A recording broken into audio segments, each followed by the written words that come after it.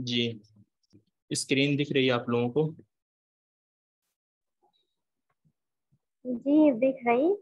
ये bar code reader Arabic में भी आया था, इसका अरबिक क्या है ये आया था अच्छा, ट्रांसलेशन में।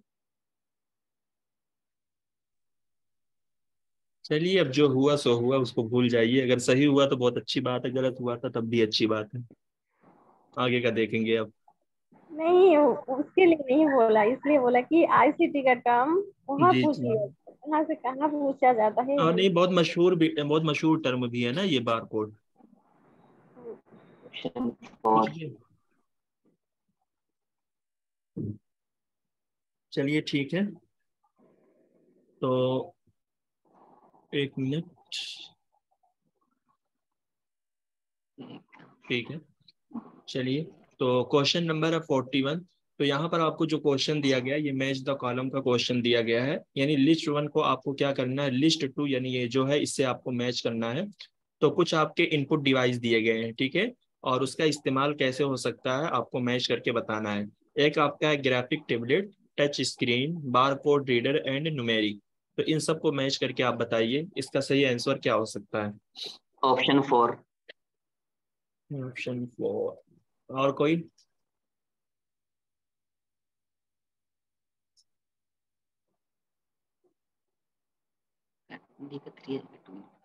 ये सभी लोग पार्टिसिपेट किया करें।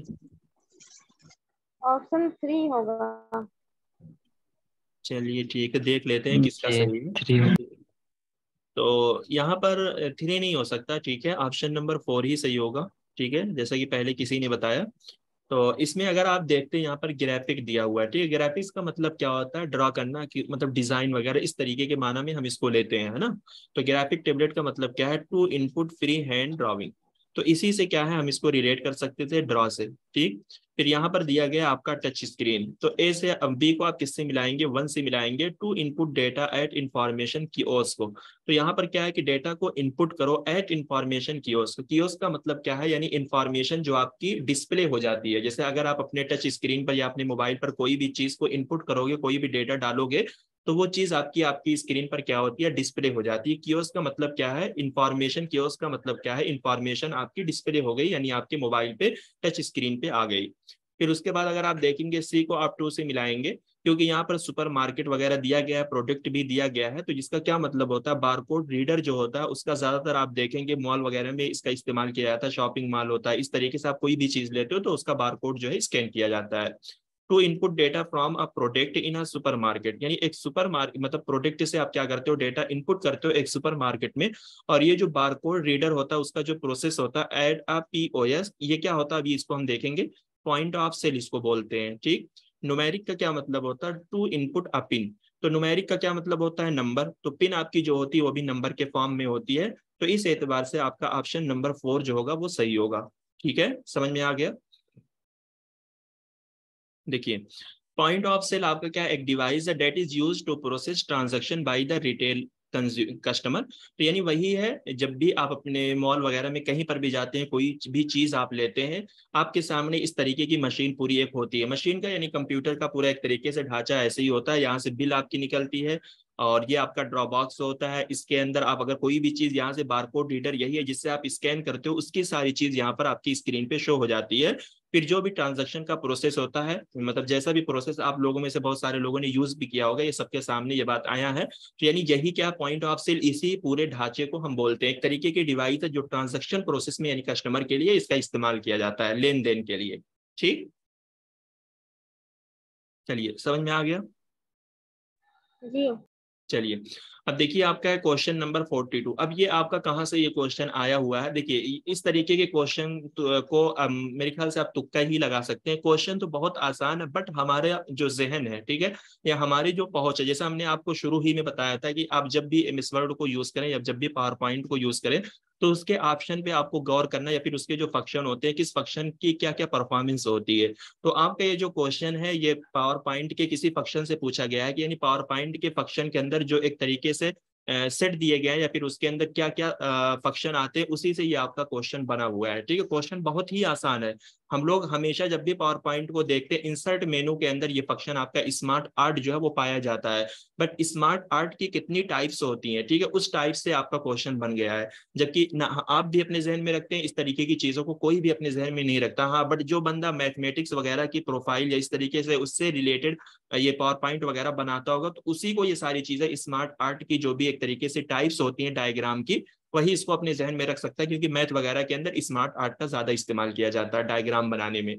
कह रहे हैं कि in Microsoft Office PowerPoint SmartArt provide predefined set of diagram for user to use.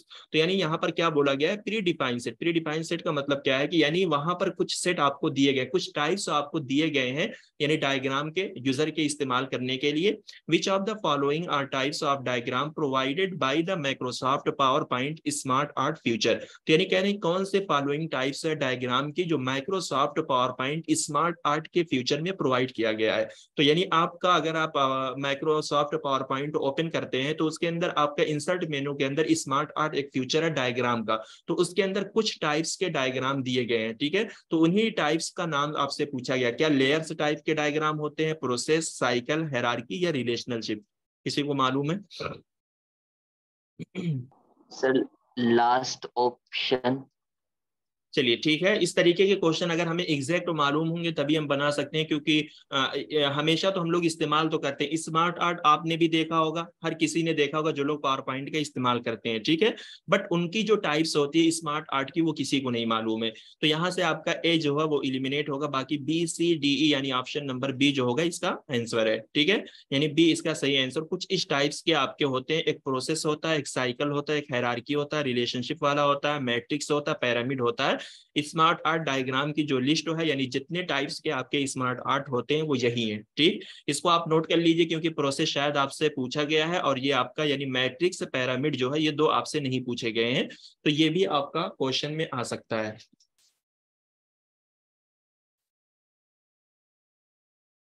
मैं दिखाऊं आप लोगों को, फ्यूचर स्क्रीन दिख रही है पावर पॉइंट की?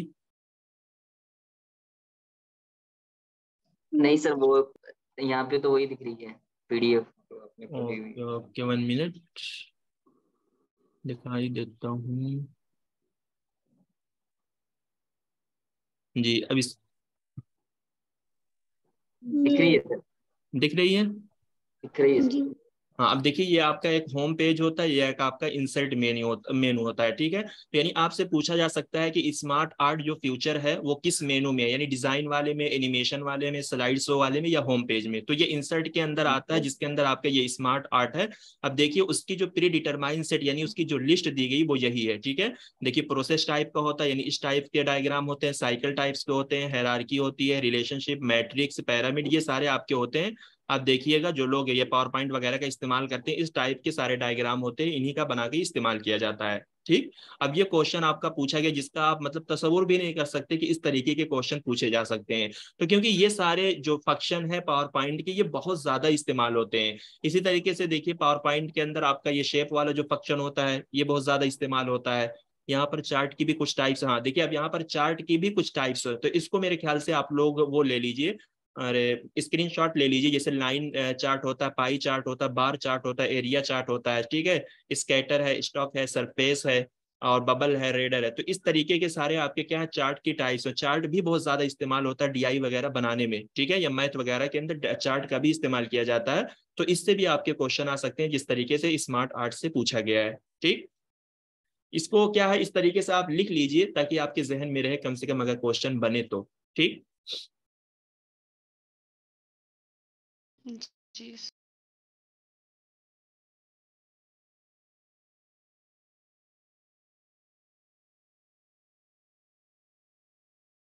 चलिए अब क्वेश्चन दिख रहा है आप लोगों को? जी। चलिए क्वेश्चन नंबर है 43, ठीक। तो कह रहे हैं कि विच of the following storage media from the list one, list A से आपको ई तक बताना है, यानी स्टोरेज मीडिया आपको बताना है, गिवन बिलो और the optical storage media only. तो फॉलोइंग में से ए से ई तक जो ऑप्शन आपको दिए गए हैं उसमें से सिर्फ और सिर्फ आपको कौन सी मीडिया बताना है, ऑप्टिकल स्टोरेज मीडिया। जैसे हमारे मेमोरी के अंदर होती है ऑप्टिकल होती है, मैग्नेटिक होती है, ठीक है, फ्लैश मेमोरी होती है, तो इसमें से ऑप्टिकल स्टोरेज में कौन कौन सी आएगी? Option D sir. ठीक है, बिल्कुल सही बताया आप लोगों ने। हमारी जो ऑप्टिकल स्टोरेज होती है उसके अंदर क्या क्या आती है, सीडी आती है, डीवीडी आती है, ठीक है। इसी तरीके से आपकी क्या आती है, ब्लूरे डिस्क आती है, ठीक। ये आपकी ऑप्टिकल के अंदर आती है। तो इस एतबार से डीवीडी और इसी तरीके से ई, ऑप्शन नंबर डी जो होगा इसका सही आंसर है। चलिए, question number 44, Drupal is a paid software that enable user to upload content to server। कह रहे हैं कि Drupal जो है एक पेड सॉफ्टवेयर है जो यूजर को यानी एक तरीके से परमिशन देता है या इनेबल करता है वो कंटेंट को अपलोड करें सर्वर पे, यानी इंटरनेट पे वो कंटेंट को अपलोड करें। Drupal एक पेड सॉफ्टवेयर है। स्टेटमेंट 2 में आपको ये कहा जा रहा है कि Joomla is a free and open source content management system. Joomla जो है वो एक फ्री और open source content management system है। तो इसमें से क्या लगता है आप लोगों को, कुछ मालूम है इसके ताल्लुक से? दोनों सही है। नहीं नहीं, देखिए इसमें जो है इसका ऑप्शन नंबर 1 जो होगा वो गलत होगा, ठीक है। ऑप्शन नंबर 2 जो है वो सही है। ये दोनों जो है आपके free and open source software है और दोनों जो है कंटेंट मैनेजमेंट सिस्टम है, ठीक है। तो इसमें कुछ भी नहीं है, आपको वहां पर पैड कर दिया गया, इस वजह से ये आपका ऑप्शन जो होगा वो गलत हो जाएगा, ठीक है। कह रहे हैं कि Drupal is a free and open source content management framework that can be tailored and customized to simple website और complex web application। देखिए, जैसे अगर कोई भी सॉफ्टवेयर जो होता है आपका फ्री एंड ओपन सोर्स होता है तो उसमें हमने क्या बताया कि आपके पास ओपनली पूरा सोर्स होता है जिसको आप क्या कर सकते हो, टेलर कर सकते हो या कस्टमाइज कर सकते हो। टेलर्ड या कस्टमाइज का मतलब क्या है, जिसको आप अपनी मर्जी के मुताबिक अपने हिसाब से उस सॉफ्टवेयर या उस एप्लीकेशन के अंदर आप चेंजेस कर सकते हो। तो Drupal या Joomla जो है इसके अंदर एक फीचर और भी होता है जिसके अंदर आप सिंपल वेबसाइट या कॉम्प्लेक्स वेब एप्लीकेशन, यानी आप कोई भी एप्लीकेशन कोई भी वेबसाइट इस तरीके की चीजों को आप इन सॉफ्टवेयर के अंदर क्या कर सकते हो, क्रिएट कर सकते हो, बना सकते हो, अपने हिसाब से आप इसके अंदर चेंजेस भी कर सकते हो। तो Joomla का भी काम वही होता है, is a free and open source website development and content management system, यानी platform. It is a content management system, CMS का फुल फॉर्म भी आपसे पूछा जा सकता है, which enable you to build website and powerful online application. तो ये भी आपके पास ओपन सोर्स एक तरीके से क्या है, एप्लीकेशन है जिसके अंदर जो भी कंटेंट होगा उसको आप मैनेज करके रखते हो, उसको एक तरीके से ऑर्गेनाइज वे में रख सकते हो। यहाँ पर भी आप वेबसाइट बना सकते हो, इसी तरीके से एप्लीकेशन वगैरह क्रिएट कर सकते हो। तो ये सिंपल सी एक टर्म है, आपसे क्वेश्चन बन गया है, ठीक है। तो इसमें कभी कभी आपके पास मतलब ऐसे क्वेश्चन आ जाते हैं जिसके बारे में आप बहुत अंदर तक जा नहीं सकते, लेकिन हाँ जानना ये जरूरी है क्योंकि इसकी डिफिनेशन ही है। Drupal एक ओपन सोर्स सॉफ्टवेयर है, Joomla भी ओपन सोर्स सॉफ्टवेयर है, दोनों का काम वही होता है कंटेंट को मैनेज करना, जिसके अंदर आपके पास पूरा एक तरीके से एक पूरा ऑप्शन होता है, वेबसाइट या एप्लीकेशन इन दीगर सारी चीजों को आप क्रिएट कर सकते हो, बना सकते हो, ठीक। चलिए, क्वेश्चन नंबर है आपका 45, which of the following are example of fraudulent use of the internet. यानी कौन सा फॉलोइंग एग्जाम्पल है जिसके अंदर आप इंटरनेट का फ्रॉड तरीके से आप इस्तेमाल कर सकते हो, यानी कौन सा ऐसी एग्जाम्पल है ये आपको फॉलोइंग में ABCD में दिए गई है जिसके अंदर आप इंटरनेट का फ्रॉड तरीके से इस्तेमाल करते हो। क्या आप ब्लॉगिंग में फ्रॉड इस्तेमाल करते हो, बुकिंग अ सिनेमा टिकट, एक सिनेमा टिकट को बुक करने में, या फार्मिंग करने में, या फिशिंग करने में, इसके अंदर आप एक तरीके से फ्रॉड तरीके से इंटरनेट का इस्तेमाल करते हो। C sir. कौन सा option? Option B, CD. B लग रहा है। हाँ ठीक है, ऑप्शन नंबर बी जो होगा इसका सही आंसर है, ठीक है। देखिए, फिशिंग आपको मालूम है, फार्मिंग क्या होता है, अभी इस तरीके का एक क्वेश्चन आया हुआ है, ठीक है, जिसके अंदर मेरे ख्याल से जो आप लोगों से क्वेश्चन पूछा गया था जिसके अंदर आप लोगों को कंफ्यूजन थी, वहां 3 टर्म आती है, एक फार्मिंग आती है, स्कैमिंग आती है, इसी तरीके से फिशिंग आती है, ठीक है। उन सारी टर्मों का जो एक तरीके से कुछ अलग अलग सा डिफरेंस है वो उस क्वेश्चन में दिया गया है, तो वहां पर आपको और अच्छे से क्लियर होगा। और उसी को जो वहां पर डिफरेंस दिया गया है मैच द कॉलम में, उसी को आप लोग नोट कर लीजिए, वही उसका मतलब डिफरेंट है जिससे आपके क्वेश्चन बने हुए हैं, ठीक है। यानी थोड़ा थोड़ा सा काम सबका एक ही है, यानी फार्मिंग या फिशिंग जो जो आपको किया जा रहा है सबका काम एक ही है, आपसे आपका बैंक बैलेंस लेना, आपकी पर्सनल इंफॉर्मेशन को गेन करना, चोरी करना, काम सब एक तरीके से करते हैं, बट करने का तरीका जो है वो अलग है। कोई जो है वो ईमेल के जरिए आपसे ऐंठ रहा है, कोई जो मैसेज के जरिए, कोई मतलब फ्रॉड वेबसाइट के जरिए आपसे ले रहा है, तो कुछ इस तरीके का डिफरेंस है। एक क्वेश्चन आया हुआ है, अभी हम लोग उसको करेंगे आगे, तो वहां से ये सारी चीजें आपकी क्लियर हो जाएगी, ठीक। चलिए, क्वेश्चन नंबर है 46, which two of the following task are carried out by the all operating system. कह रहे हैं फॉलोइंग में से कौन से 2 टास्क है जो सारे ऑपरेटिंग सिस्टम के सारे ऑपरेटिंग सिस्टम के एक तरीके से काम को अंजाम दे रहे हैं। यानी कौन से 2 टास्क हो, यानी सिंपल सी बात है, ऑपरेटिंग सिस्टम के फीचर्स को पूछा जा रहा है। यानी आपको जो ए बी डी यहाँ पर दिया गया है, जो ऑप्शन दिए गए हैं, उनमें से कौन से 2 टास्क यानी 2 काम है जो सारे के सारे ऑपरेटिंग सिस्टम के काम को अंजाम दे रहे हैं। यानी सिंपल से वे में अगर आप समझो तो ऑपरेटिंग सिस्टम का फ्यूचर आपसे पूछा गया है। क्या ऑपरेटिंग सिस्टम के अंदर रिपेयरिंग माउस आएगा, डेटा लॉगिंग आएगी, या management system resource including memory. Management system resource के साथ साथ मेमोरी भी इंक्लूड होगी। Transferring data to the printer या ड्राइविंग इमेज। क्या हो सकता है सर? CD, option C। हाँ ठीक है, तो बिल्कुल सही है। ऑप्शन नंबर सी जो होगा इसका सही आंसर है। ठीक है, तो managing system resource including memory. देखिए ऑपरेटिंग सिस्टम से कई सारे क्वेश्चन कल भी आए थे, परसों भी आए थे, जिसमें बार बार आपको बताया गया कि ऑपरेटिंग सिस्टम जो होता है ये हमारा सिस्टम सॉफ्टवेयर होता है जो हमारे कंप्यूटर के अंदर होता है, जिसको हम लोग नहीं देख सकते और इस पर हम अपना कोई काम नहीं कर सकते। इसका काम क्या होता है, कंप्यूटर के अंदर चीजों को मैनेज करके रखना। जैसे मेमोरी की मैनेजमेंट हो, एप्लीकेशन मैनेजमेंट हो, जो हमारे कंप्यूटर के अंदर फोल्डर्स होते हैं, एप्लीकेशन होते हैं, और जो हम पेरिफेरल डिवाइस जैसे माउस वगैरह को लगाते हैं, कीबोर्ड को लगाते हैं, इन सारी चीजों का अंदर से जो वजन उठाता है या वजन बर्दाश्त करता है वो कौन करता है, ऑपरेटिंग सिस्टम यानी हमारे कंप्यूटर का जो सिस्टम सॉफ्टवेयर होता है। ठीक है, तो यहां पर कह रहे हैं कि transferring data to the printer. इसी तरीके से जो भी डेटा आपका प्रिंटर तक ट्रांसफर किया जाएगा। देखिए जब भी आपके कंप्यूटर में प्रिंटर अटैच होता है तो प्रिंटर का जो पलक होगा यानी जो केबल होगा, पोर्ट होगा, वो आपके कंप्यूटर या लैपटॉप या डेस्कटॉप में वो लगता है। इसी तरीके से आप माउस को लगाते हो तो माउस भी आपके कंप्यूटर से अटैच होता है। अगर आप अलग से कीबोर्ड चलाते हो तो कीबोर्ड भी क्या है, आपके कंप्यूटर से अटैच होता है। तो कोई भी चीज अगर आपके कंप्यूटर पे अटैच होगी उसका वजन संभालने के लिए कोई ना कोई होना चाहिए। ठीक है, तो वो कौन वजन संभालता है, वो वजन आपका ऑपरेटिंग सिस्टम संभालता है, जो आपके कंप्यूटर के अंदर रहता है, जिस जो आपको दिखाई नहीं देता और आप उसके अंदर कुछ छेड़छाड़ नहीं कर सकते। ठीक है, तो ऑप्शन नंबर सी जो होगा इसका सही आंसर है। ठीक, समझ में आ रही है मेरी बात? जी जी सर। चलिए, क्वेश्चन नंबर है 47। तो what is the full form of acronym CAD and CAM. ठीक है, यानी CAM CAD का आपसे फुल फॉर्म पूछा जा रहा है। Control aided data and computer aided man. जो हमने फुल फॉर्म वाली आपको एक तरीके से स्लाइड दी थी, 2 स्लाइड थी, उसके अंदर ये कैड और कैम मेरे ख्याल से जहां तक मुझे याद आ रहा वो फुल फॉर्म वहां पर थे। ठीक है, computer aided design and computer aided manufacturing, computer aided design and computer added maintenance, computer aided design and computer aided main. क्या हो सकता है? आप लोग समझ के भी बता सकते हो कौन सा बेस्ट आपको लग रहा है इसमें पढ़ने से। Sir option C sir. Sir option B, computer.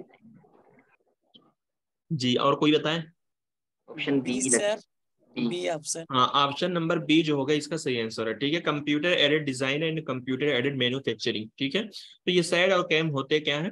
Computer aided design computer aided manufacturing is a software used to design product. एक सॉफ्टवेयर है जो डिजाइन प्रोडक्ट के अंदर इस्तेमाल किए जाते हैं, जैसे electronic circuit board in computer and other device.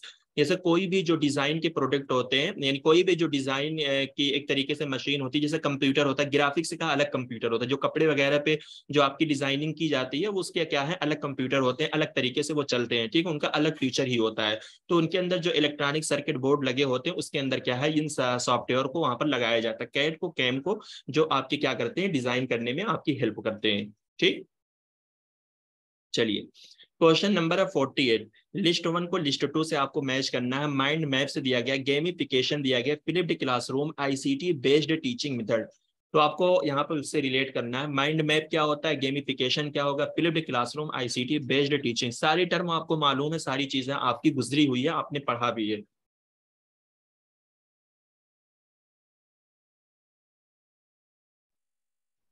Sir option ए ही सही हो जाएगा इसका।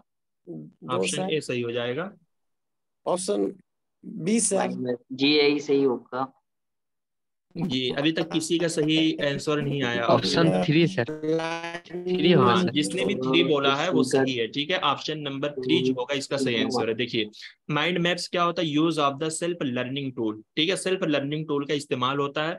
देखिए, हम यहाँ पर ऑप्शन के एतबार से भी जाते हैं। माइंड मैप्स क्या होता है? जब हम अपने माइंड में एक तरीके से मैप बना लेते हैं। जैसे हमने कहा कि अगर आपको टीचिंग करनी है, ठीक है, तो टीचिंग हमारा एक तरीके से ये सेंट्रल वर्ड है या एक तरीके की सेंट्रल आइडिया, यानी जो हमारा मेन पॉइंट है। तो टीचिंग से हम क्या कर लेते हैं, फिर अलग अलग तरीके का मैप बनाएंगे, यानी अलग अलग तरीके से ब्रांच बनाएंगे। ये टीचिंग हमारा एक मेन वर्ड हो गया। फिर टीचिंग से हम क्या करेंगे, हमने सोच लिया हमें टीचिंग करना है, जैसे हमने सोचा कि हमें आपको पढ़ाना है, तो उसके लिए हम अपने जहन में एक खाका बनाएंगे। तो हमने एक खाका ये बना लिया कि पहले हमें क्या है, स्टूडेंट की पिछली नॉलेज के बारे में जानना है, इसी तरीके से हर स्टूडेंट का नाम पूछना है, इसी तरीके से ये भी पूछना है कि कितने स्टूडेंट ने नेट निकाला, कितना जेआरएफ, या कितने ने कितना नंबर अचीव किया। कुछ इस तरीके से क्या है कि टीचिंग से हमें स्टूडेंट का इवेल्युएशन करना है, स्टूडेंट के ऑब्जेक्टिव के बारे में जानना है, या कुछ लर्नर की कैरेक्टरिस्टिक को जानेंगे। ये सारी चीजें जो है हम टीचिंग के ताल्लुक से क्या, पहले एक मैप अपने जहन के अंदर तैयार करेंगे, फिर उन मैप के अलग अलग मैप हम बनाते हैं, ठीक है। ये टीचिंग के अंदर हमने आपको पढ़ाया था कि माइंड मैप या कंसेप्ट मैप होता क्या है। फिर देखिए गेमिफिकेशन, इससे भी आपको मतलब अंदाजा हो जाना चाहिए। Learning through the using quizzes, ठीक है, यानी क्विज के थ्रू जब आप क्या करते हो, लर्न करते हो। गेमिफिकेशन का मतलब क्या है, जैसे होता है ना हम लोग पुर्जी वाला गेम खेलते हैं, क्विज वाला गेम खेलते हैं, तो इसी तरीके से होता है। आप देखेंगे फेयरवेल पार्टी के अंदर या प्रेशर पार्टी के अंदर, या इसी तरीके से टीचर भी आपसे गेम खिलवाता है, क्विज पूछ पूछ करके ना, यानी क्वेश्चन पूछता है, और एक तरीके से गेम की शक्ल में आप लोग इंजॉय भी करते हो और वहां पर सीखते भी हो, ठीक। फ्लिप्ड क्लासरूम हमने बताया था कि यानी क्लासरूम के अंदर होने वाली एक्टिविटीज जो होती है, बच्चे उसको घर पे करके आते हैं, और घर पे करने वाली जो एक्टिविटीज होती है उसको स्टूडेंट जो होते हैं वो क्लासरूम में करते हैं। कैसे? जैसे क्या है कि आज के इस दौर में क्या क्लासरूम की एक्टिविटीज क्या होती है, टीचर आपको क्लासरूम में पढ़ाएगा, बट फ्लिप्ड क्लासरूम का जो कंसेप्ट होता है, यहाँ पर जो बच्चे होते हैं वो घर से पढ़ के आते हैं, यूट्यूब से पढ़ के आएंगे, वीडियोस देख के आएंगे, या इनसे उनसे पढ़ के आएंगे, ठीक है। बाकी उनका जो कंसेप्ट क्लियर नहीं होगा, वो उस कंसेप्ट को आकर क्लासरूम में टीचर के गाइडेंस में, डिस्कशन में वो क्या करते हैं, अपने प्रॉब्लम का सॉल्यूशन निकालते हैं, या फिर एक तरीके से उस कंसेप्ट को वो क्लियर करने की कोशिश करते हैं। पहले टीचिंग क्या होती थी, टीचर आपको पढ़ाता था और आप अपने घर पे तकरार करके आते थे, सारी चीजों को याद करके आते थे, जो चीज आपको नहीं समझ में आती आप अपने बड़ों से घर पे ही पूछ के आते थे। तो फ्लिप्ड क्लासरूम में क्या होता है, ये कंसेप्ट उल्टा है, ठीक। तो इसी वजह से कहा गया कि allow student to explore the lesson before the teacher describe, यानी टीचर के पढ़ाने से पहले ही स्टूडेंट क्या करते हैं, लेसन को एक्सप्लोर करते हैं, क्योंकि वो घर से पढ़ के आते हैं, ठीक। आईसीटी बेस्ड टीचिंग मेथड आपका क्या होता है, वर्चुअल ब्यूटी। वर्चुअल का मतलब क्या होता है, यानी आपके जो टेक्नोलॉजी प्लेटफॉर्म, यानी आईसीटी बेस्ड प्लेटफॉर्म जो होते हैं, वही आपका आईसीटी बेस्ड टीचिंग मेथड होगा, ठीक है। तो इस एतबार से ऑप्शन नंबर 3 जो है इसका सही आंसर है। समझ में आ रही है ना सारी टर्म आप लोगों को? जी sir.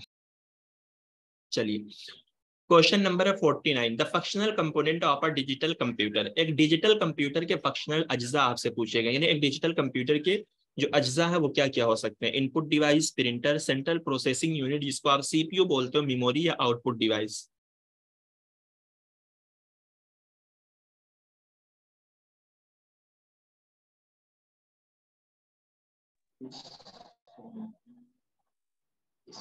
Option C,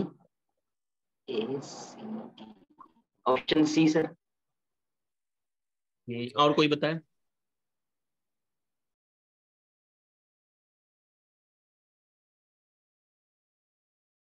option A sir. B sir.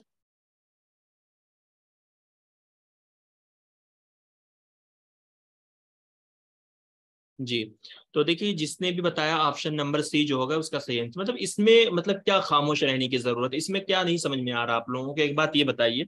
देखिए यहाँ पर हमें प्रिंटर को एलिमिनेट करना था, क्योंकि अगर हमने आउटपुट डिवाइस को ले लिया तो आउटपुट डिवाइस के अंदर हमारा प्रिंटर तो आ ही जाएगा, ठीक है। तो इसको इसी वजह से हम यहाँ पर क्या करेंगे, एलिमिनेट करेंगे। तो इनपुट डिवाइस है, सेंट्रल प्रोसेसिंग यूनिट है, मेमोरी है, आउटपुट डिवाइस है। तो ये तीनों चारों टर्म जो है आपकी बिल्कुल अलग अलग तरीके से हैं, ठीक है। तो ए सी डी ही आपका क्या होगा, इसका सही आंसर होगा, ठीक। चलिए, जी सर। क्वेश्चन नंबर आपका 50 कह रहे हैं कि piracy refer to attempt to gain information from otherwise undisclosed area. कह रहे हैं कि पायरेसी से मुराद वो है, यानी पायरेसी जो है वो कोशिश करता है इंफॉर्मेशन को हासिल करने, मतलब इंफॉर्मेशन को हासिल करने की वो कोशिश करता है अनडिस्क्लोज्ड एरिया से, यानी नामालूम एरिया से। पायरेसी का मतलब क्या है, या पायरेसी से मुराद क्या है, इंफॉर्मेशन को हासिल करना नामालूम एरिया से। Hacking refer to the unauthorised duplication of computer software. Hacking से मुराद क्या है? वो कंप्यूटर सॉफ्टवेयर की डुप्लीकेशन। क्या है? अनऑथराइज्ड डुप्लीकेशन, यानी इलीगल तरीके से वो डुप्लीकेट काम करेगा कंप्यूटर सॉफ्टवेयर के। यानी सिंपल सी बात है, कहना ये चाह रहे हैं कि अगर आप किसी भी चीज की नक्काली करते हो, किसी भी चीज की आप चोरी करते हो, या किसी भी मतलब कोई भी चीज आपकी अगर आप उसकी डुप्लीकेट कॉपी बनाना चाहते हो, तो आप अनऑथराइज्ड शक्ल में उसको बना रहे हो, यानी इलीगल तरीके से बना रहे हो। एग्जाम्पल के तौर पे अभी जैसे ये अहम एजुकेशनल का ये लोगो है, अभी इस जैसा अगर मैं एक लोगो और बना लूं, ठीक है, तो ये इसका क्या मतलब, इस लोगो की मैंने कॉपी कर ली और यानी ये मेरा क्या है, कॉपीराइट आ ही जाएगा। और ये एक तरीके से यानी इस जैसा मैंने डुप्लीकेट एक लोगो बना लिया है, लेकिन अनऑथराइज्ड तरीके से बनाया, इलीगल तरीके से बनाया, बगैर इस बंदे से परमिशन लिए हुए जिसका ये लोगो है। ठीक, तो हैकिंग से मुराद क्या ये होता है? क्या लगता है आप लोगों को? ये स्टेटमेंट 2 तो सही है, बट स्टेटमेंट 1 के बारे में देखिए यहाँ पर जो आपकी स्टेटमेंट 1 और 2 है, दोनों गलत है, क्योंकि दोनों अपोजिट वे में लिखी गई है। ठीक है, देखिए हैकिंग, हम लोग जब भी हैकिंग का लफ्ज लेते हैं तो हैकिंग का मतलब क्या होता है? जैसे आप अक्सर सुनते हो कि आपकी फेसबुक की आईडी मतलब आईडी जो है वो हैंग हो गई है, ठीक है, मतलब हैक हो गई है, सॉरी हैंग बोल रहा हूँ। अक्सर सुनते हो ट्विटर की आईडी जो है वो आपकी हैक हो। इसका क्या मतलब है?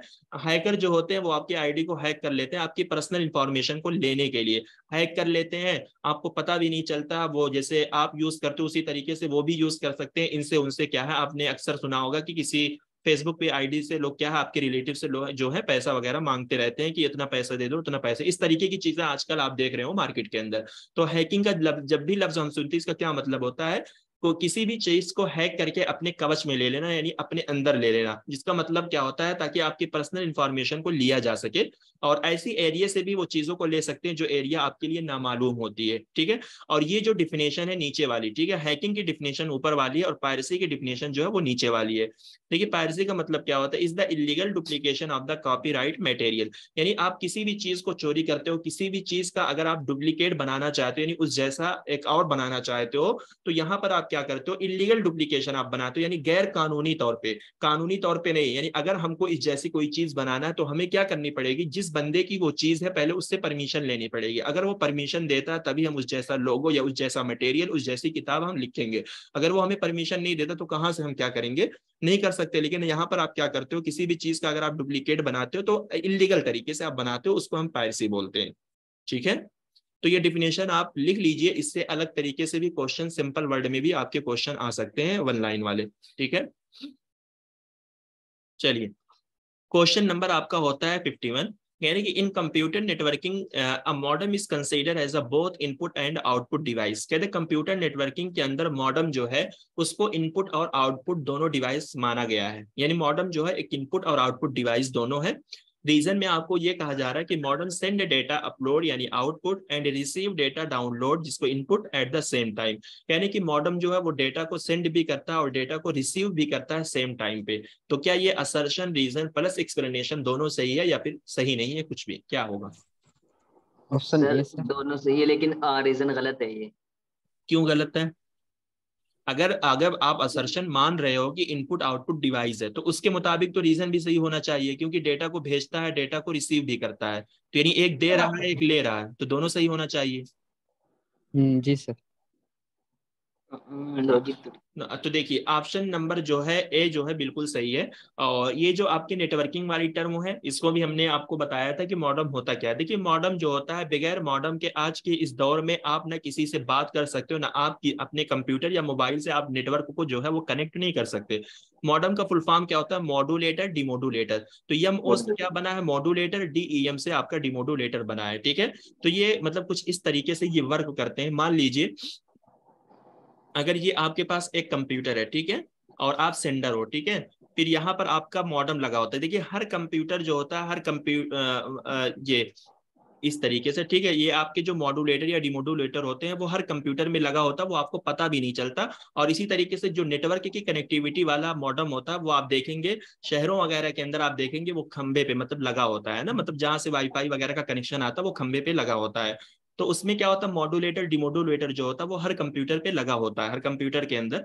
तो इसमें क्या है कि अगर मैं इसको मॉड्यूलेटर बना दूं, ठीक है, यानी यहाँ पर मैं यम लिख देता हूँ और यहाँ पर मैं डी लिख देता हूँ, ठीक है। तो यानी मॉड्यूलेटर का काम क्या होता है, ये आपके डिजिटल सिग्नल को क्या करता है, एनालॉग सिग्नल में कन्वर्ट करता है। और डिमोडुलेटर का काम क्या होता है, वो आपके एनालॉग सिग्नल को डिजिटल डिजिटल सिग्नल के अंदर वो क्या है, कन्वर्ट करता है। अब ये एनालॉग सिग्नल और डिजिटल सिग्नल होता क्या है, तो देखिए मान लीजिए ये सेंडर है और यहाँ पर मैं रिसीवर बना देता हूँ, ठीक है, क्योंकि सेंडर अगर कुछ भेजेगा तो रिसीवर भी तो होना चाहिए। तो यहाँ पर सेंडर ने अगर कोई डेटा भेजा, ठीक है, तो सेंडर अगर आपको कोई भी डेटा भेजेगा तो वो किस फॉर्म में भेजेगा, आपको डिजिटल फॉर्म में भेजेगा। डिजिटल का मतलब क्या है, यानी 0-1 के फॉर्म में भेजेगा, यानी बाइनरी फॉर्म में भेजेगा, जो कंप्यूटर को समझ में आता है। और कंप्यूटर क्या है, हमेशा जो डेटा लेता है वो डिजिटल फॉर्म में ही लेता है, अगरचे वो डेटा सिग्नल फॉर्म में आता है, ठीक है। यानी जो भी हम अपने कंप्यूटर से डेटा एक जगह से दूसरे जगह पर भेजते हैं, वो टेलीफोन लाइन यानी जो तार जमीन के अंदर से बिछाया गया है उसी तार के जरिए वो डेटा जाता है। बट आपके कंप्यूटर के अंदर मॉडेम जो है वो लगा होता है, जो उस सिग्नल डेटा को क्या कर देता है, डिजिटल सिग्नल में कन्वर्ट करके, यानी बाइनरी के फॉर्म में कन्वर्ट करके आपके कंप्यूटर को दे देता है। तो देखिए यानी ये आप सेंडर हो गए। तो डिजिटल सिग्नल का जो फिगर बनता है वो इस तरीके से बनता है, यानी डिजिटल सिग्नल के अंदर जो डेटा जाता है वो कुछ इस तरीके से ट्रैवल करके जाता है, ठीक है। तो इसको यानी अगर इस तरीके का फिगर होगा तो इसको आप क्या समझोगे, डिजिटल समझोगे। इसको समझ लीजिए, इससे आपके क्वेश्चन बनते हैं, ठीक है। तो ये डिजिटल सिग्नल है।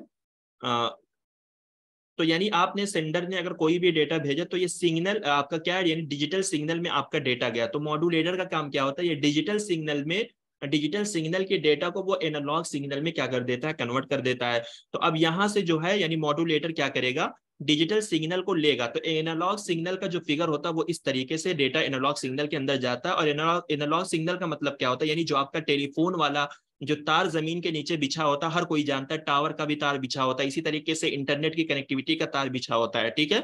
तो इस पे आपका जो डेटा जाएगा वो एनालॉग सिग्नल उसको हम बोलते हैं, ठीक है। तो यानी ये मॉडेम क्या करेगा, आपके कंप्यूटर का डिजिटल सिग्नल जो है इसके अंदर आएगा, मॉडेम के अंदर आएगा, फिर ये इसको एनालॉग सिग्नल के अंदर, यानी यहाँ पर जो है आपका एनालॉग सिग्नल के अंदर उसको वो क्या करेगा, बदल देगा, ठीक। तो अगर ये एनालॉग सिग्नल के अंदर बदल के, मान लीजिए मैं यहाँ से हूँ आजमगढ़ से अगर कोई डेटा भेज रहा हूँ हैदराबाद, ठीक, तो मैंने यहाँ से डेटा अपना भेजा, तो यानी मेरा डेटा जो मेरे कंप्यूटर से निकला वो डिजिटल फॉर्म में निकला।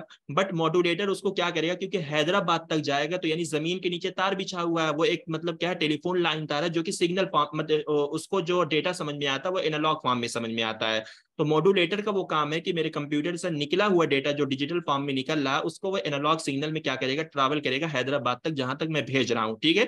फिर जब रिसीवर के पास वो डेटा पहुंचेगा तो उसके पास भी क्या होगा, मॉडेम लगा होगा। तो मॉडेम का काम ही क्या होता है, मॉड्यूलेटर डिमोडुलेटर। तो डिमोडुलेटर का काम क्या होता है, ये जो एनालॉग सिग्नल में डेटा मेरे यहाँ आजमगढ़ से ट्रैवल करके हैदराबाद पहुंचा है, तो ये डिमोडुलेटर क्या करेगा, इस एनालॉग वाले डेटा को लेकर इसको डिजिटल फॉर्म में क्या करेगा, कन्वर्ट करके रिसीवर तक पहुंचा देगा।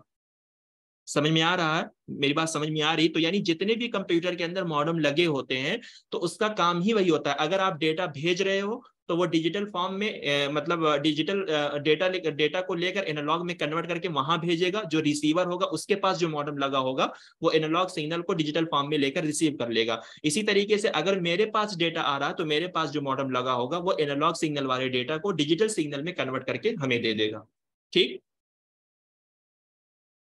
समझ में आ रहा है, वैसे ही आप लोग जी बैठे हुए हैं। जी सर। जी आ रहा है सर, आ रहा है। जी नसरीन समझ में आया आपको, सफीउल्लाह आपको, मुशर्रफ। जी सर। चलिए ठीक है। तो ये होता है मतलब मॉड्यूलेटर यानी मॉडेम का ये काम होता है। और ये मॉडेम जो है आज के इस दौर में जो इस्तेमाल किया जाता है, इंटरनेट की कनेक्टिविटी के लिए भी मॉडेम का इस्तेमाल किया जाता है, ठीक है। शहरों में आप देखेंगे, दिल्ली वगैरह के एरिया में देखेंगे जो खंबे होते हैं, जो मतलब ये लाइन के तार वाले जो खंबे होते हैं, ठीक है, उसपे देखेंगे आप छोटे छोटे इस तरीके से काले काले बॉक्स जो है वो लगे होते हैं। तो वो मॉडेम ही होता है जो इंटरनेट की कनेक्टिविटी के लिए इस्तेमाल किया जाता है। बगैर मॉडेम के आज के इस दौर में आप कोई भी डेटा एक जहां से दूसरी जहां तक नहीं भेज सकते, ठीक है, या फिर आप इंटरनेट का कनेक्शन आप नहीं ले सकते, ठीक है।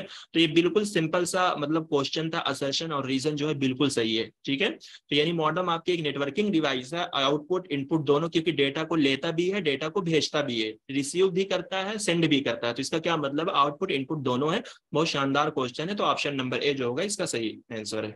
चलिए क्वेश्चन नंबर आपका है 52।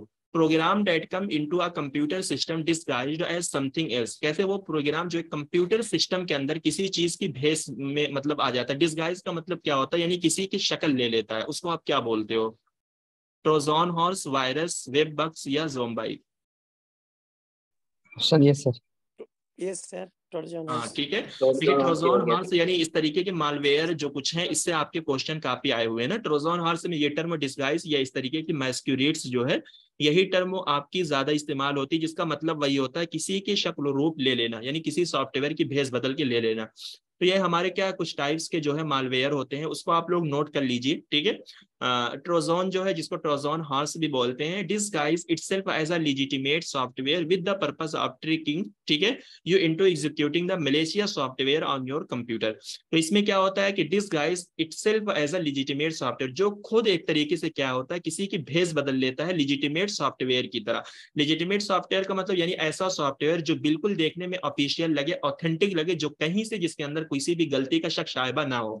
जैसे मैं बार बार आपको एग्जांपल देता हूं कि आप जैसे व्हाट्सएप चलाते हो, व्हाट्सएप आपके लिए एक ऑफिशियल, लेकिन उसी जैसा सेम सॉफ्टवेयर, यानी उसी जैसे शक्ल शोक का, उसी जैसे रंग का, उसी जैसे शेप का क्या है वो सॉफ्टवेयर आपके कंप्यूटर में इंस्टॉल हो जाएगा, आपको पता भी नहीं चलेगा, सारा काम भी करेगा, बट वो आपको एक तरीके से क्या करेगा, आपके पर्सनल इंफॉर्मेशन को, वो सारी चीजों को ट्रैक करता रहेगा जो कुछ आप बातचीत वहां पर करते रहोगे, ठीक है। इसी तरीके से एक आपका होता है spyware, invades your computer and attempt to steal your personal information. कह रहे हैं कि आपके कंप्यूटर के अंदर एक तरीके से इंटर कर जाते हैं और आपके पर्सनल इंफॉर्मेशन को चोरी कर लेते हैं, जैसे क्रेडिट कार्ड या banking information, web browsing data and password to the various account.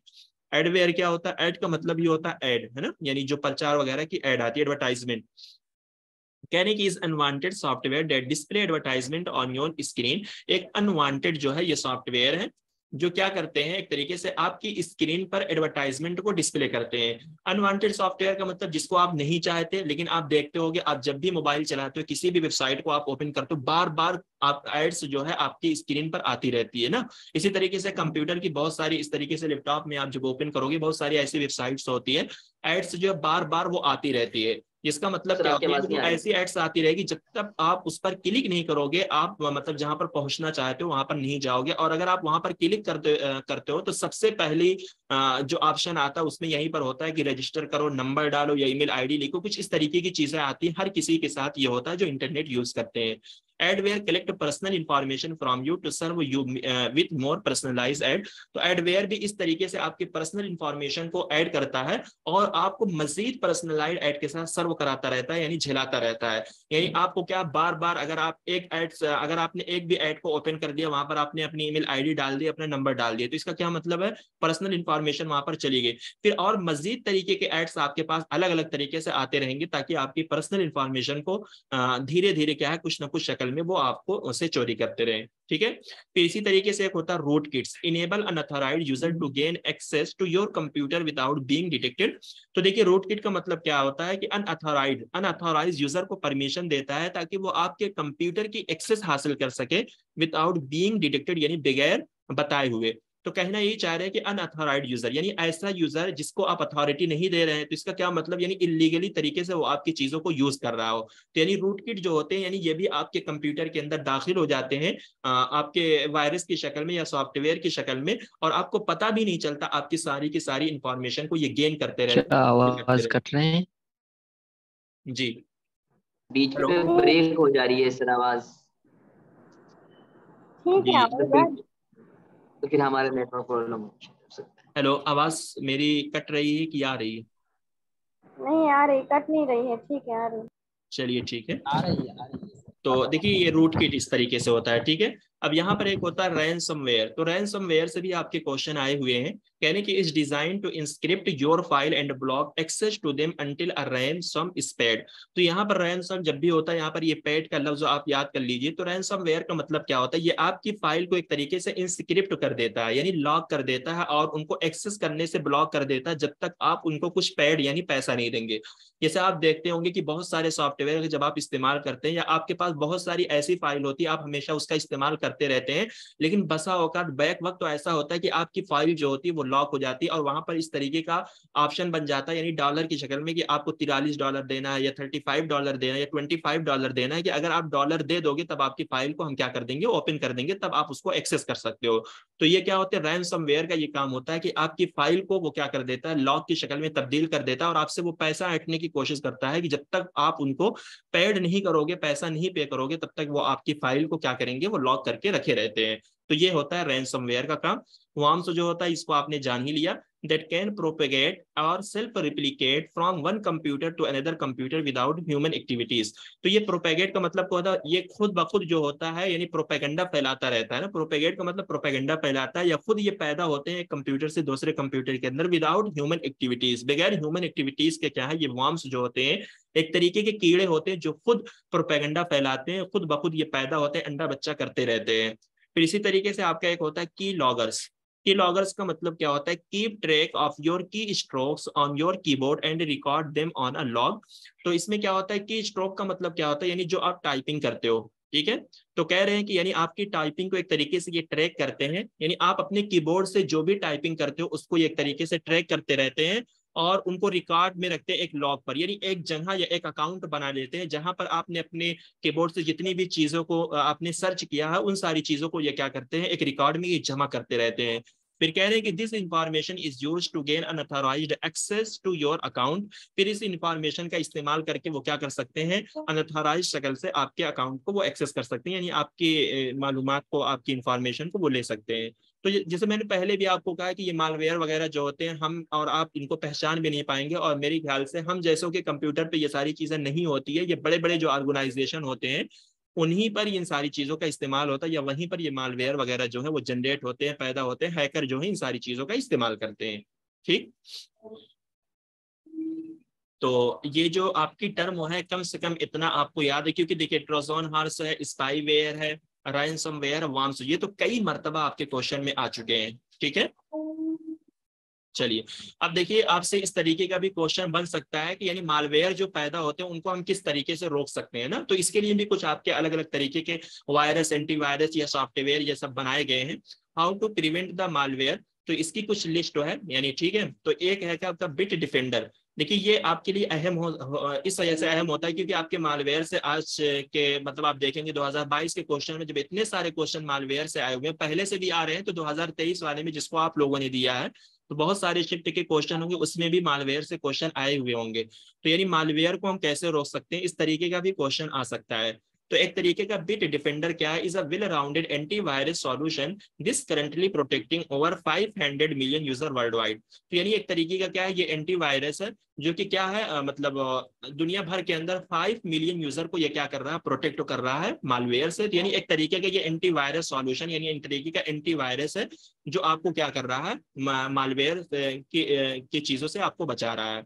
Malware bytes क्या है, the most effective and widely adopted anti-malware on the market. The scan through and program prevent you from executing malicious file and visiting the malicious website.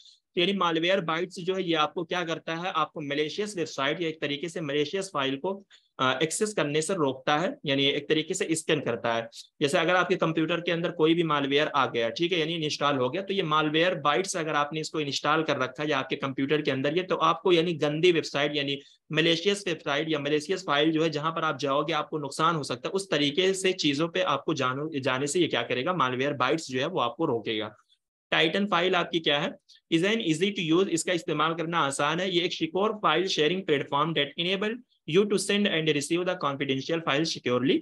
यानी Titan file यहाँ पर file लगा हुआ, जिसका क्या मतलब हो गया, आप अपनी फाइल को एक जगह से दूसरी जगह तक सिक्योरली तरीके से, यानी बिल्कुल एक तरीके से सिक्योर वे में क्या है, कॉन्फिडेंशियल फाइल आपकी कितनी भी अहम या महत्वपूर्ण फाइल्स है आप उसको आसानी से क्या है एक जगह से दूसरी जगह पर भेज सकते हो, रिसीव भी कर सकते हो।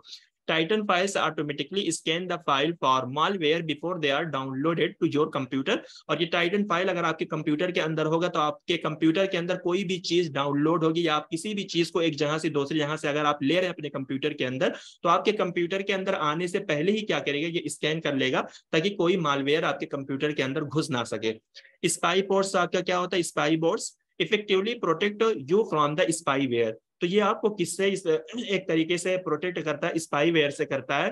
प्रोटेक्टिंग योर प्राइवेट इंफॉर्मेशन, इसी तरीके से आपकी private information and other data from being sent to the third parties, और आपके बहुत सारे डेटे जो है थर्ड पार्टीज को जो भेजे जा रहे थे चोरी करके, आपकी प्राइवेट इंफॉर्मेशन जो भेजी जा रही थी, उन सारी चीजों से ये आपको क्या कर रहा है, प्रोटेक्ट कर रहा है। यानी स्पाईवेयर का मतलब ही वही होता है कि आपके कंप्यूटर के अंदर दाखिल हो जाना, आपकी प्राइवेट इंफॉर्मेशन को चोरी करके एक जगह से दूसरी जगह तक पहुंचा देना। तो स्पाई बोर्ड्स अगर आपके कंप्यूटर के अंदर होगा तो खास तौर से आपको स्पाईवेयर से ये क्या करेगा, प्रोटेक्ट करेगा, ठीक, यानी आपको बचाएगा। समझ में आया आप लोगों को? जी सर। चलिए जी, क्वेश्चन नंबर आपका है 53। You have been instructed to install additional RAM into a computer by your teacher. कहने कि आपके टीचर के जरिए आपको ये इंस्ट्रक्शन दी गई है, यानी रैम को इंस्टॉल करने की। Identify the correct order of the following step A see that you should follow the install RAM safely. तो यानी आप कौन से स्टेप को मतलब एक तरीके से फॉलो करोगे, उसको आपको आइडेंटिफाई करना है रैम को इंस्टॉल करने के लिए। यानी आपके टीचर ने आपको एक तरीके से ये इंस्ट्रक्शन दी है, एक रैम को इंस्टॉल करना अपने कंप्यूटर के अंदर, आप कौन से सीक्वेंस को फॉलो करोगे, यानी कौन से स्टेप को फॉलो करके आप रैम को इंस्टॉल करोगे। ए में दिया है install RAM, isolate computer from the power supply, या आप कंप्यूटर को क्या करोगे, पहले पावर सप्लाई से जुदा करोगे, या कंटेक्ट, ठीक है, connect anti static strap to wrist, या आप क्या करोगे, एंटी स्टैटिक स्ट्रैप को कनेक्ट करोगे रिस्ट से। ये क्या है sir? Option D option sir. B. B? Option D sir. B बोल रहे हो आप लोग? जी बी, ऑप्शन बी। नहीं, बी तो नहीं होगा। मैं डी बोल रहा था सर। हाँ जी, ठीक है, जिसने भी डी बोला है तो वो सही है। देखिए अब यहाँ पर एक टर्म जो है आपकी, ये कंप्यूटर के अंदर के कुछ हिस्से हैं या कुछ पुर्जे हैं जहाँ पर रैम वगैरह को मतलब इस्तेमाल करने के लिए इन सबको कनेक्ट किया जाता है। तो यहाँ पर हम इसको इस तरीके से भी बना सकते थे कि अगर मतलब कोई भी चीज हम इंस्टॉल करते हैं या कोई भी चीज हम बनाते हैं तो उसके कुछ ना कुछ पहले से प्रोसेस होते हैं। तो अगर आप देखेंगे हमें रैम को इंस्टॉल करना तो उसको हम सबसे आखिर में इंस्टॉल करेंगे, ठीक। तो ए यहाँ पर सबसे आखिर में था, तो इस एतबार से भी ये तीनों हमारे चले जाते हैं, ठीक। फिर बी में आपको दिया गया है कि यानी अगर देखिए कंप्यूटर के अंदर अगर आप कोई भी काम करोगे, प्लस यहाँ पर रैम है, तो रैम हमारा कहाँ पर होता है, मदरबोर्ड के अंदर होता है, सीपीयू के अंदर होता है, जिसको हम कंप्यूटर का ब्रेन बोलते हैं। तो यानी कंप्यूटर के मेन पार्ट, मेन हिस्से के अंदर रैम या मेमोरी जो होती है वो होती है। तो जाहिर सी बात है अगर हमें रैम को इंस्टॉल करना तो हमें सबसे पहले उसके अंदर का जो पावर है उसको हमें क्या करना पड़ेगा, कट करना पड़ेगा। यानी अगर कहीं से हमने कनेक्ट किया है, पावर वगैरह जोड़ रखा है, तो उसको हमें सबसे पहले क्या करेगा, जुदा करना पड़ेगा, आइसोलेट करना पड़ेगा, ठीक है। तो इससे हमारा क्या है, आंसर निकल जाता है ना। आइसोलेट करेंगे, फिर उसके बाद जो भी कनेक्ट करके हमें रैम को इंस्टॉल करने का जो भी प्रोसेस है उसका कनेक्शन करेंगे, फिर आखिर में हमारा जो होगा रैम जो होगा वो इंस्टॉल होगा, ठीक है। तो ऑप्शन नंबर डी जो होगा इसका सही आंसर है। ये देखिए ये टर्म है, ठीक है, इसको कुछ जानने से कुछ वो नहीं है, बस यहाँ पर अप्रोच आपको आनी चाहिए क्वेश्चन को बनाने की।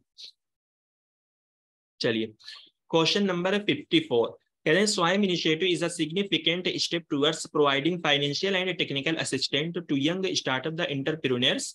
तो कह रहे हैं कि स्वयं जो है एक इनिशिएटिव है जिसका पर्पस क्या है, financial and technical assistance provide करना यंग को, यानी नौजवानों को जो अभी एक तरीके से ट्रेनिंग को शुरू कर रहे हैं।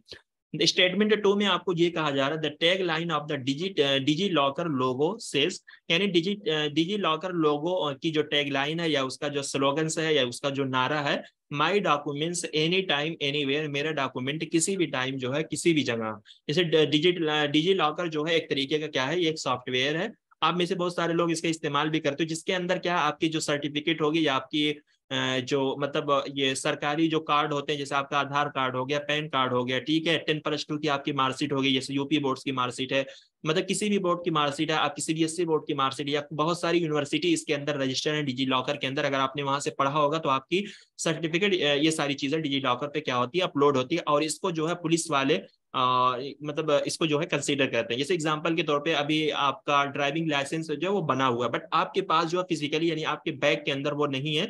अगर आप कहीं पर गाड़ी चला रहे हो, चेकिंग हो रही है और पुलिस जो है आपसे मांग रहा है कि आपका लाइसेंस क्या है, तो आप डिजी लॉकर जो है उसको डाउनलोड करके वहां पर आईडी बनाकर आप क्या है वहां पर आपका जो लाइसेंस नंबर, अगर ये सारी चीजें आपको मालूम है तो आप वहां पर क्या है दिखा सकते हो स्कैन करके। इसको जो है डिजी लॉकर को गवर्नमेंट ऑफ इंडिया की जानिब से इसको एक तरीके से ऑथेंटिक यानी ओरिजिनल इसको कंसीडर किया गया है, और पुलिस वगैरह जो है इसको मानते भी हैं। अगर आप डिजी लॉकर के डॉक्यूमेंट को आप दिखाएंगे कि सर मैं भूल गया हूं लेकिन मैं आपको यहाँ से दिखा सकता हूँ। तो कह रहे हैं कि डिजी लॉकर का जो एक तरीके से नारा या उसकी जो टैगलाइन है क्या यही है, my document anytime anywhere. Sir option B sir. यही है, यही ये डी क्या मैंने सर। पढ़ा दोनों सही है सर। दोनों सही लग रहा है सर। स्वयं भी हाँ। सही लग रहा है आपको? नहीं, दूसरा तो गलत है कि माई डॉक्यूमेंट्स नहीं होगा, योर डॉक्यूमेंट्स होगा, डी लेकिन आंसर पहले डी में मैं कंफ्यूज। डी आंसर है। D sir D. स्वयं हाँ करके देखिए, ये दोनों गलत है, ठीक है। और ये इसकी जो टैग लाइन्स है ना, वो योर डॉक्यूमेंट है, ठीक है। The tagline of DigiLocker logo, your document anytime anywhere. तो यहाँ पर योर है, ये माई कहा गया है, ठीक है। और ये तो आपका स्वयं जो है तो ऑनलाइन प्लेटफॉर्म है ना, फाइनेंस और टेक्निकल असिस्टेंस कहाँ पर ये आपको प्रोवाइड करेगा, ठीक। दोनों गलत है। चलिए, क्वेश्चन नंबर आपका 55। स्पाईवेयर है, फायरवॉल है, ब्लूटूथ है, डिनायल ऑफ सर्विस। तो ये कंप्यूटर की कुछ टर्म दी गई है, उसको आपको क्या करना है, मैच करके बताना है। तो जल्दी से आप लोग बताइए, उसकी डिफिनेशन कुछ दी गई है।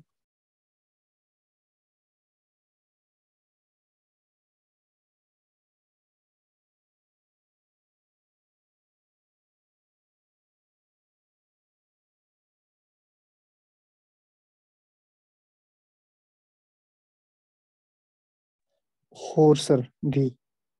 डी। एक थ्री सर, नहीं ऑप्शन ए सही होगा। चलिए ऑप्शन देखो, ऑप्शन ए सर, ये होगा सर। ऑप्शन ए सही होगा।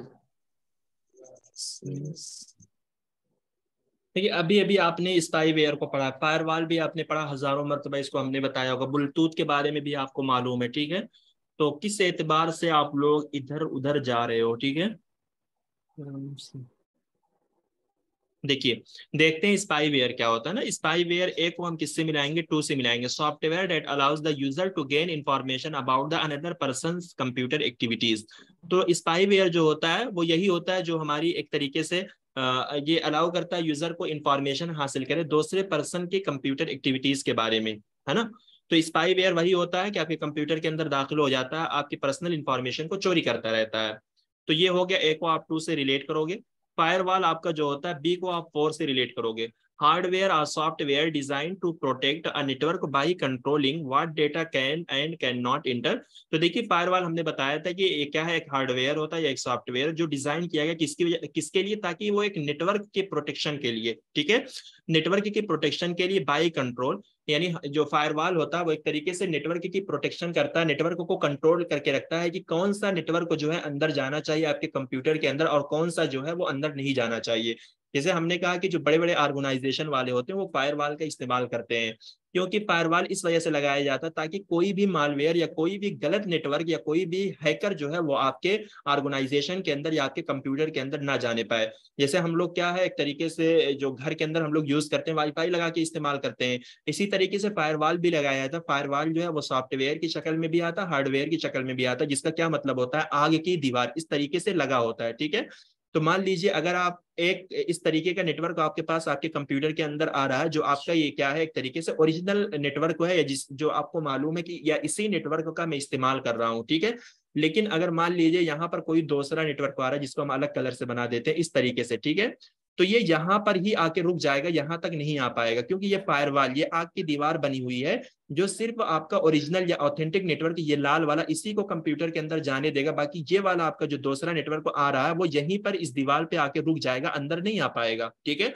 तो फायरवॉल जो होता है वो आपके कंप्यूटर को प्रोटेक्ट करता है, यानी आपके नेटवर्किंग को प्रोटेक्ट करके रखता है, ताकि आप जिस भी नेटवर्क का इस्तेमाल कर रहे हो वही नेटवर्क आपके कंप्यूटर के अंदर या आपके ऑर्गेनाइजेशन के अंदर रहे, कोई दूसरा नेटवर्क ना आने पाए। और फायरवॉल इसी वजह से लगाया जाता है ताकि कोई भी मालवेयर, कोई भी हैकर जो है वो आपके कंप्यूटर के अंदर या आपके ऑर्गेनाइजेशन के अंदर इंटर ना कर पाए, ठीक।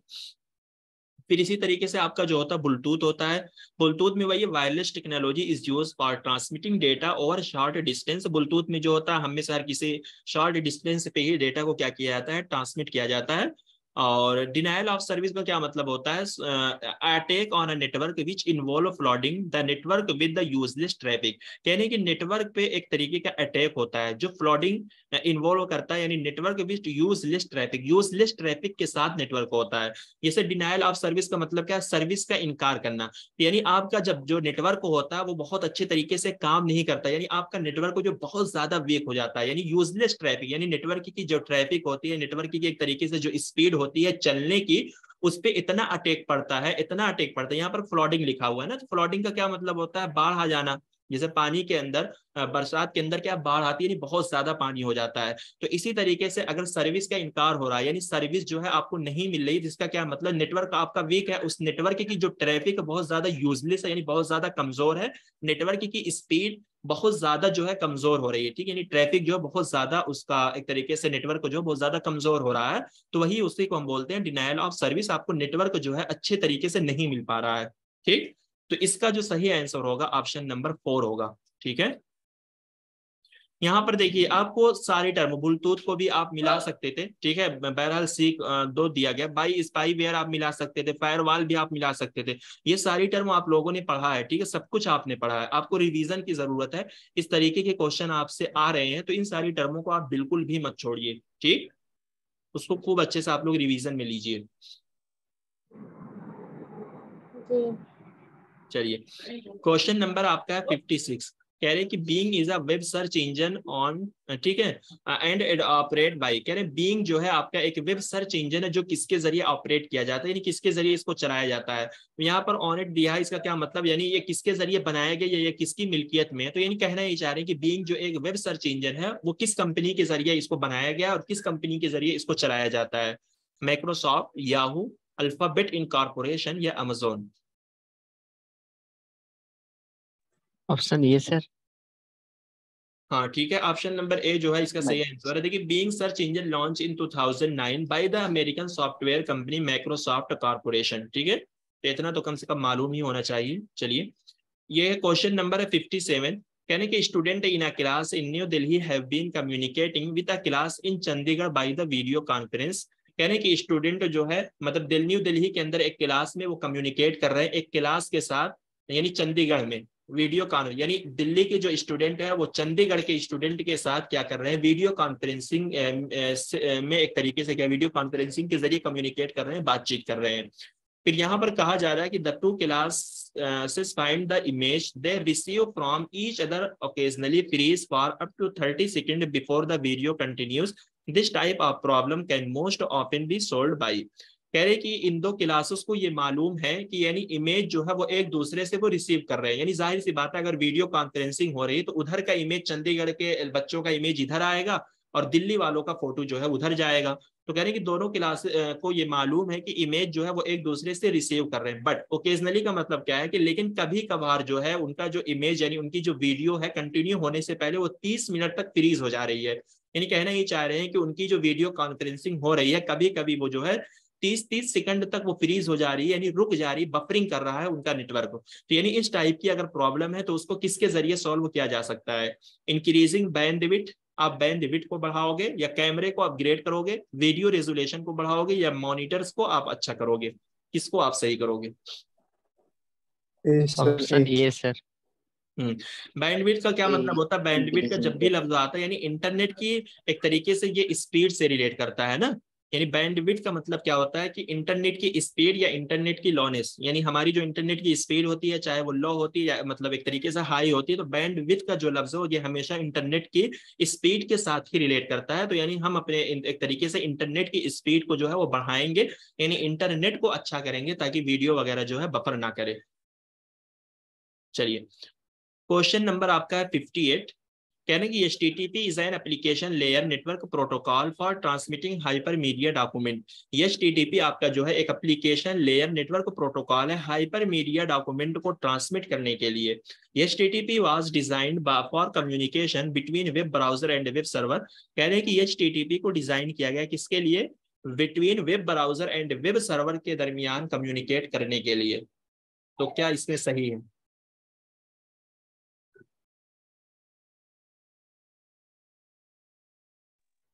सर HTTP क्या ऑप्शन होता है। B sir.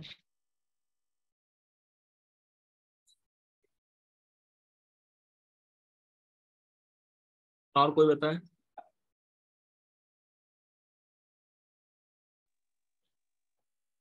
Sir first option तो गलत है सर हाइपरटेक्स्ट। तौसीफ शाबान। हाँ, लास्ट ऑप्शन ही सही होगा इसका क्योंकि रीजन तो चलिए, अभी भी इसका सही आंसर नहीं मिला हमें, ठीक है। सर तौसीफ, ऑप्शन ए होगा सर। हाँ ठीक है, तो ऑप्शन नंबर ए ही इसका सही आंसर है। देखिए ये टीटीपी क्या है ना, नेटवर्क की बहुत सारी टर्में हमने आप लोगों को बताई थी। एफटीपी हमने आपको पढ़ाया था, ठीक है, आईपी हमने आपको पढ़ाया था, एचटीटीपी हमने पढ़ाया था ना, ये क्या होता है। इसी तरीके से आपका ये बहुत सारी आपकी टर्म आती है, एमसीपी इस तरीके से पढ़ाया था, ईमेल के बहुत सारे टर्म होती है। ये सारी चीजें जो आपको पढ़ाई गई थी, इससे आपके क्वेश्चन बन रहे हैं भाई, इन सबको हवा में मत लीजिए, ठीक है, पढ़िए आप लोग। देखिए एचटीटीपी आपका जो होता है, एचटीटीपी क्या है, इसका फुल फॉर्म क्या है, हाइपर टेक्स्ट ट्रांसफर प्रोटोकॉल। या ब्रेक हो रही है।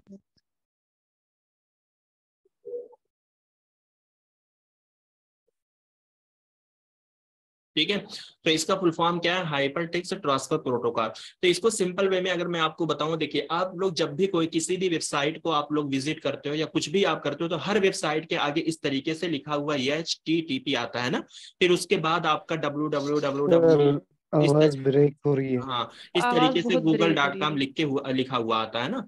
तो ये जो आपका www.google.com, इसको आप क्या बोलते हो, यूआरएल बोल देते हो, यानी यूनिफॉर्म रिसोर्स लोकेटर, और एचटीटीपी को आप एक तरीके से क्या बोलते हो, प्रोटोकॉल बोलते हो, ठीक है। यानी यूआरएल के कुछ डोमेन थे, इसको भी हमने आपको जी जी क्या आवाज नहीं आ रही है, इसको बिल्कुल नहीं आई आवाज।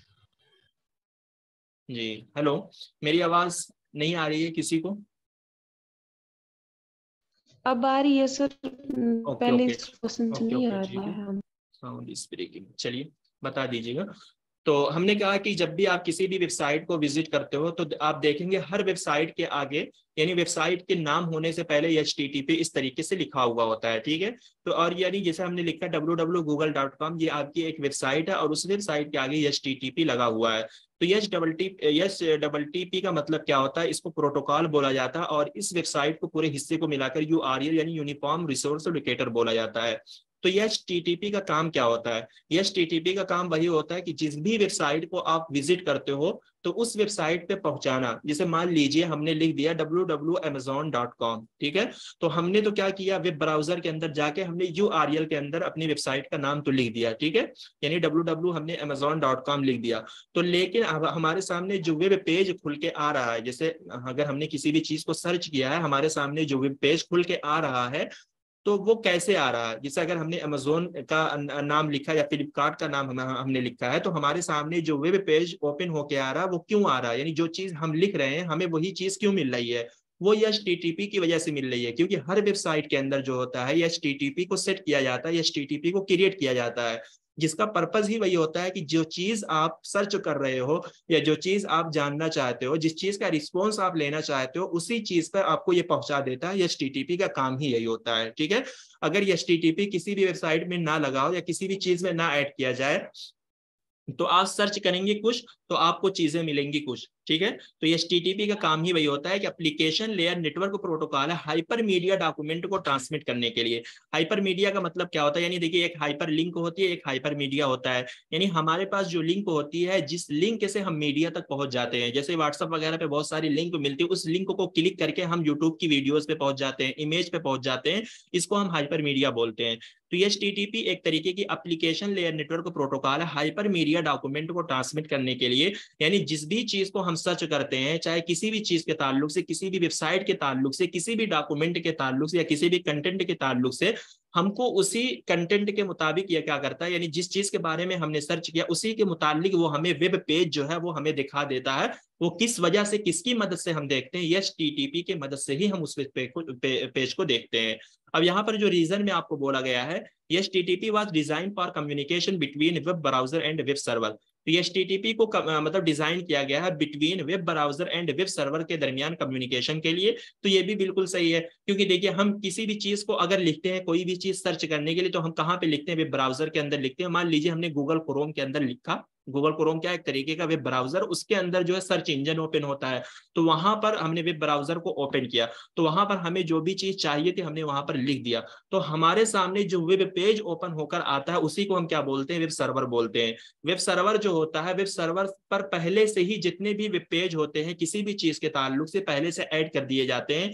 यानी हम इसको आसान वे में समझने के लिए, इसको बिल्कुल आसान तरीके से कहने के लिए, कि वेब सर्वर को वेब पेज ही बोलते हैं। तो जाहिर सी बात है कि HTTP का जो भी काम होगा वो web browser and web server यानी वेब पेज के अंदर ही वो काम होता है। इसी वजह से कहा जाता है कि कम्युनिकेशन होता है between web browser and web server के दरमियान, HTTP को इसी वजह से बनाया गया है।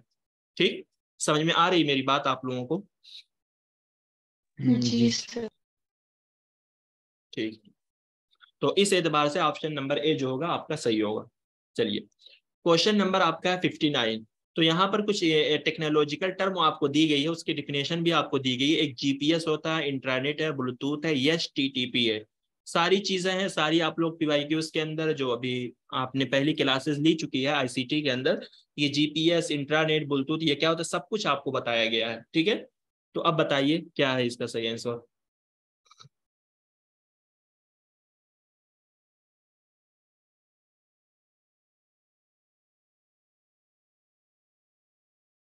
Sir 1। Sir option 3 sir. Option 3 देख लेते हैं। देखिए जीपीएस का काम क्या होता है? A radio navigation system that allows to determine their exact location ना। तो जीपीएस वही होता है, हम लोग अपने मोबाइल के अंदर इसको ओपन करते हैं एग्जैक्ट लोकेशन पे पहुंचने के लिए। ठीक है, तो यहाँ पर हमारा जो होता है इंट्रानेट, इंटरनेट क्या होता है? प्राइवेट नेटवर्क और website available only the members of organisation. तो एक हमारा होता है इंटरनेट, एक होता है इंट्रानेट। इंटरनेट वो होता है जो पूरी दुनिया के अंदर इस्तेमाल होता है, हर कोई उसका इस्तेमाल कर सकता है। बट इंटरनेट जो होता है जो प्राइवेट नेटवर्क होता है, जैसे अगर हमारे पास कोई कंपनी है तो उस कंपनी के अंदर जो नेटवर्क का हम इस्तेमाल कर रहे हैं वो हमारा इंटरनेट नेटवर्क होगा, जो सिर्फ कंपनी के मेंबर्स या कंपनी के अंदर जो भी वर्कर्स या एम्प्लॉइज जो भी काम कर रहे हैं सिर्फ वही उस नेटवर्क का इस्तेमाल कर सकते हैं, बाकी कोई उसका इस्तेमाल बाहर वाला नहीं कर सकता। तो ये होता है इंटरनेट, और ये एक प्राइवेट नेटवर्क होता है, ये एक वेबसाइट होती है जो सिर्फ ऑर्गेनाइजेशन के मेंबर के लिए ही ये दस्तयाब होती है। ठीक, तो यानी हम किससे जाएंगे? ए अगर 3 है तो बी हमारा 4 है। ठीक है, यानी ऑप्शन नंबर ए होगा। सी का 1 है ब्लूटूथ, हमारा वही है wireless technology standard for exchanging data over short distance. तो यही लफ्ज जो है शॉर्ट डिस्टेंस पे ये डेटा भेजा जाता है। HTTP आपका क्या है? Protocol use to send and receive the web page. ठीक, तो ऑप्शन नंबर ए जो होगा इसका सही आंसर है। चलिए जी, अब देखिए ये टर्म आपकी यही है। ठीक है, क्वेश्चन नंबर 60, यहाँ पर कुछ टेक्निकल टर्म फिशिंग है, फार्मिंग है, स्मिशिंग है। अच्छा, आप लोगों से जो क्वेश्चन आया हुआ था वो उसमें स्मिशिंग का लफ्ज था, क्या था? हाँ स्मैशिंग तो था। फार्मिंग का मतलब था उसमें से।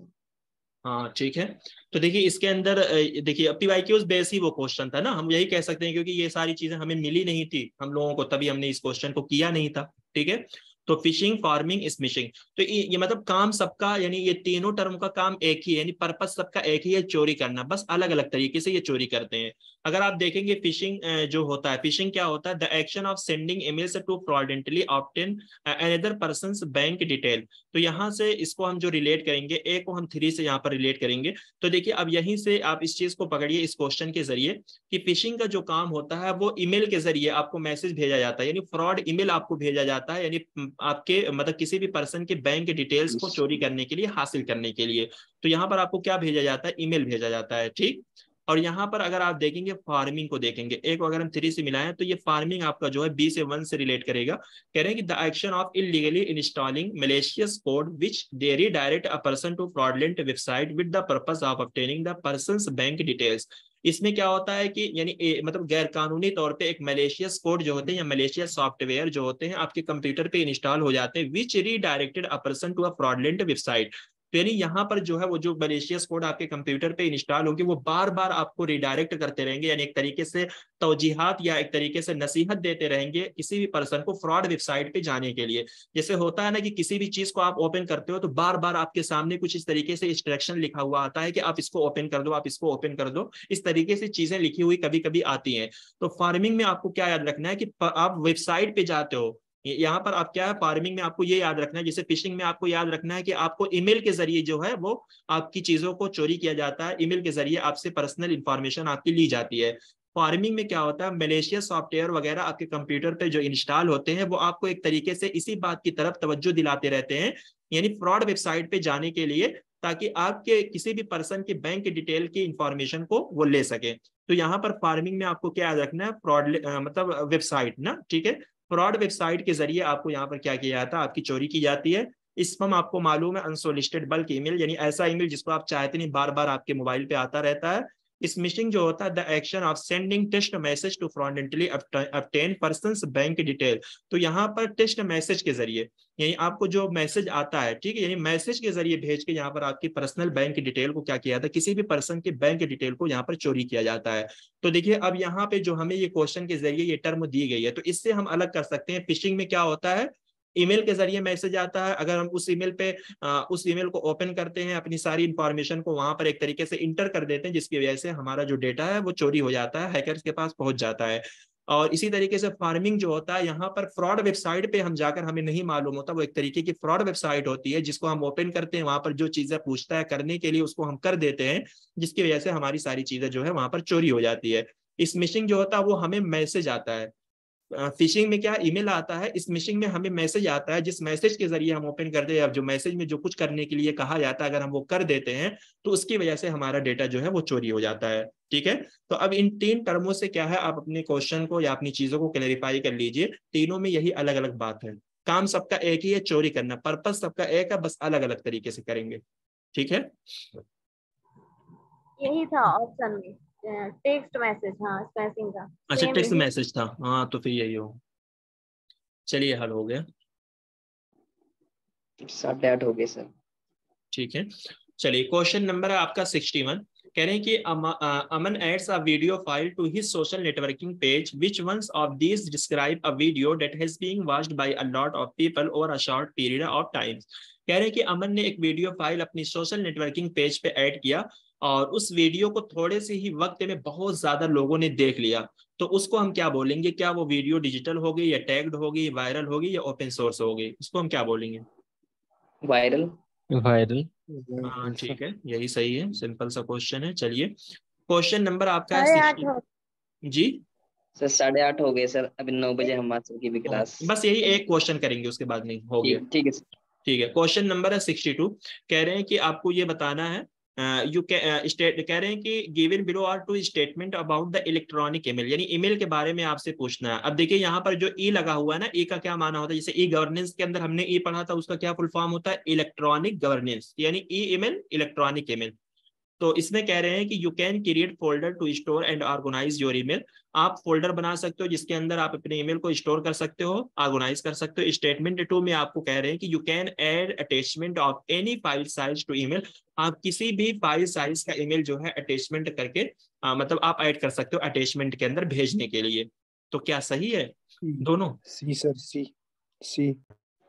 हाँ, देखिए अटैचमेंट के अंदर जो है ये आपका PYQ बेस्ड क्वेश्चन है। ठीक है, अब आपको याद हो या ना याद हो, बट हमें याद है, हमने आपको बताया है कि अगर जब भी आप ईमेल भेजते हो 25 MB से ज्यादा आप ईमेल नहीं भेज सकते। इसी तरीके से हमने आपको ट्विटर की साइज बताई थी कि ट्विटर पे जो फोटो वगैरह अपलोड किया जाता है उसकी साइज का, क्योंकि उससे भी कुछ क्वेश्चन बने हुए थे ना आपके 2021 के जो क्वेश्चन थे, 2021 के अंदर ये ईमेल वाला क्वेश्चन आया था। यानी 25 MB से ज्यादा आप ईमेल नहीं भेज सकते। अगर 25 MB से ज्यादा आपका ईमेल है तो आपको गूगल ड्राइव जो है उसको खरीदना पड़ेगा, परचेज करना पड़ेगा, और उसमें आपको अपने ईमेल को करके भेजना पड़ेगा। ठीक, तो ये है, तो आपका जो होगा ऑप्शन नंबर सी जो होगा इसका सही आंसर है। चलिए, ईमेल पे कितने MB? ईमेल भी 25 MB? हाँ 25 MB से ज्यादा आप नहीं भेज सकते। कोई भी आपके पास कोई भी फोटो है, कोई भी कुछ भी हो, कोई भी डॉक्यूमेंट हो, आप भेजिए, अगर वो 25 MB से ज्यादा नहीं जाएगा। मैंने इसको देखा भी है, मेरी एक मार्कशीट थी, मैं उसको भेज रहा था, मैंने स्कैन किया था तो मेरा ईमेल जा ही नहीं रहा था, तो देखा 35 MB का था वो।